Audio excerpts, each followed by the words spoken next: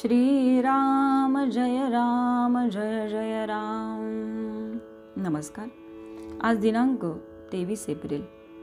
आजचा विषय आहे संतांनी लिहिलेले ग्रंथ हे त्यांच्या मृत्यूपत्रासारखे आहेत. संतांना ग्रंथ लिहिण्याची मुळीच हौस नसते. नाईलाज म्हणून ते ग्रंथ लिहित असतात. तुम्हाला असे वाटते का की नाथांनी आणि समर्थांनी ज्ञानेश्वरीची पारायणे करून नंतर आपले ग्रंथ लिहिले? त्यांचे ज्ञान स्वतंत्र असते आणि ते साक्षात भगवंतापासून आलेले असते. त्यामध्ये अर्थात मागील ग्रंथकारांनी सांगितलेल्या काही गोष्टी येणारच.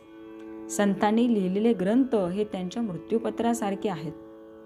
आपले मुलगे चांगले वागतील अशी ज्या बापाला खात्री वाटते तो कशाला मृत्यूपत्र लिहिल? तशी ज्याला खात्री नसते तो नाईलाजाने मृत्यूपत्र लिहितो. त्याचप्रमाणे संतांनी हौसेने किंवा विद्वत्ता दाखवण्यासाठी ग्रंथ लिहिले नाहीत, तर आपल्यासारख्या जडजीवांचे कल्याण व्हावे ही तळमळ त्यांना होती म्हणून त्यांनी ग्रंथ लिहिले. पोथी, पुराणे, सत्पुरुषांचे ग्रंथ यांचा आपल्या जीवनाशी निकट संबंध असतो. असल्या ग्रंथांमध्ये ज्याचा व्यवहारामध्ये उपयोग करता येतो असा वेदांत सांगितलेला असतो. आपल्याला सुचणार नाही इतक्या शंका समर्थांनी घेऊन त्यांची उत्तरे दासबोधात दिली आहेत.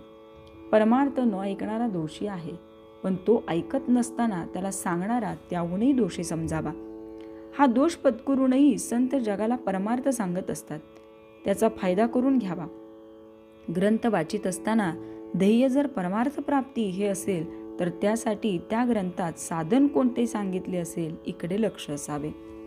साधनाची योग्य निवड झाली की साध्य साधेलच. ज्या विषयात पारंगत व्हायचे तीच पुस्तके वाचणे जरूर असते. आमचे उलट होते. गणित विषय घेतो आणि वाचतो कादंबऱ्या. मग गणितात पास कसे होणार? परमार्थ हे जर ध्येय असेल तर संतांच्या ग्रंथाचाच अभ्यास करावा लागेल, त्यांचे श्रवण मनन करावे लागेल. आपण आपले मन भगवंताच्या चरणावर चिकटवून ठेवावे आणि देह प्रारब्धाच्या प्रवाहामध्ये सोडून द्यावा. कधी तो सुखात राहील तर कधी तो दुःखात राहील. कधी तो बरेच दिवस सरळ जाईल तर कधी तो मध्येच गचका खाऊन बुडायच्या बेताला येईल. पण त्याच्या कोणत्याही अवस्थेमध्ये आपला आनंद कायम टिकेल यात शंका नाही. आपल्या देहाकडे आपण वेगळेपणाने पाहायला शिकले पाहिजे. मन द्यावे भगवंताला आणि देह द्यावा प्रारब्धाला, म्हणजे हे साधेल. देहाचे सुख दुःख वरवरचे असावे, ते आत शिरून मनावर परिणाम करता कामा नये. भगवंताच्या नामाने हे हमखास साधते, म्हणून अखेर नामाशिवाय गत्यंतर नाही.